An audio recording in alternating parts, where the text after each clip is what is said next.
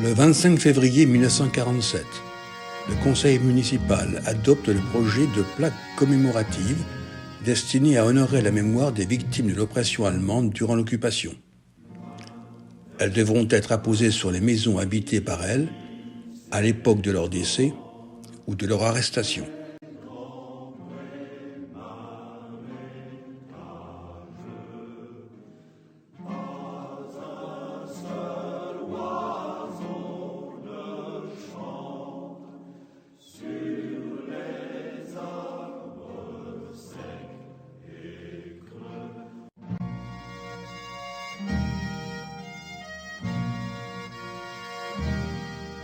Maurice Delesse était caviste et militant syndical. Il s'était engagé dans le mouvement de résistance Libération Nord.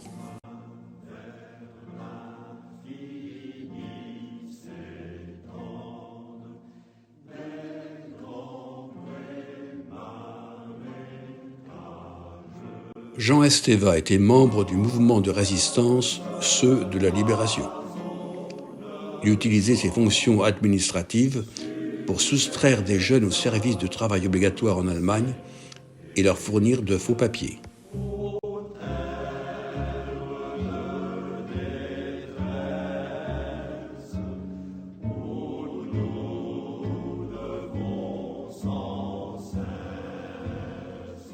André Jazeron, garagiste, participait en isolé à la résistance. Il fabriquait clandestinement des crève-pneus.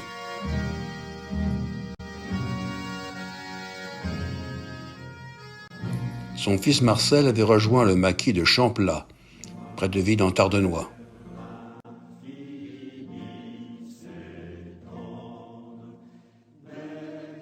La ville a réuni les deux hommes en donnant leur nom à une rue du quartier des Épinettes.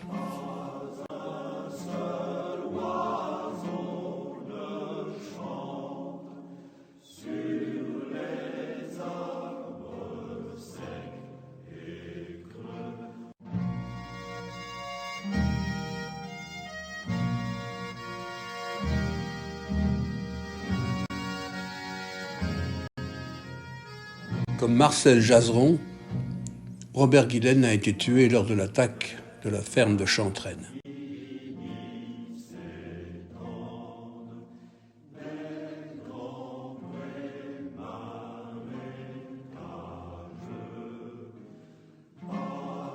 Le motif de l'arrestation de René Huon, le 22 août 1944, n'est pas connu. Il fut déporté quelques jours plus tard.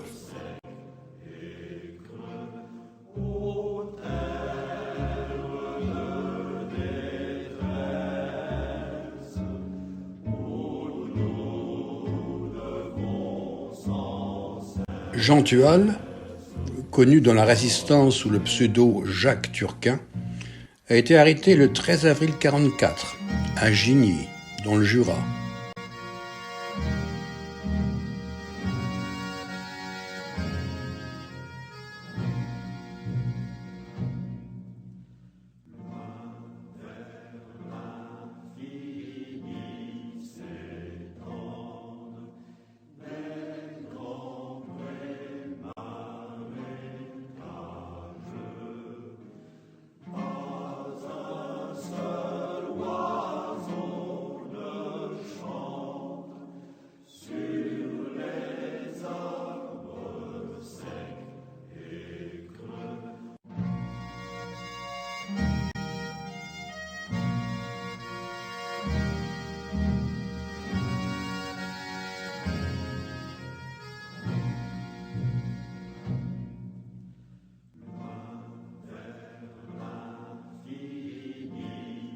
Robert Marchal, maraîcher, a participé à plusieurs opérations de parachutage, de transport d'armes et de sabotage de voies ferrées.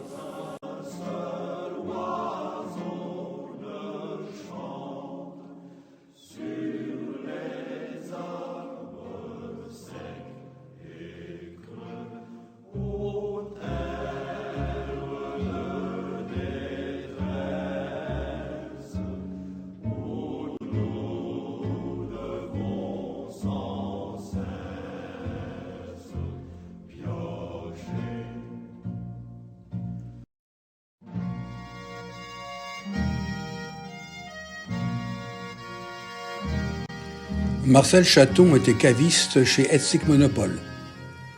Il était syndicaliste, militant communiste et résistant, membre du Front national de lutte pour la libération et l'indépendance de la France.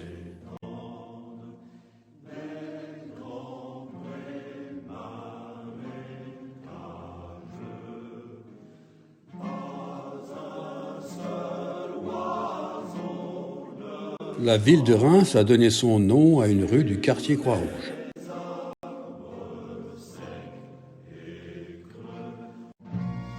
Édouard Quentin était l'ami de Marcel Chaton, et comme lui, caviste chez Hetzig Monopole.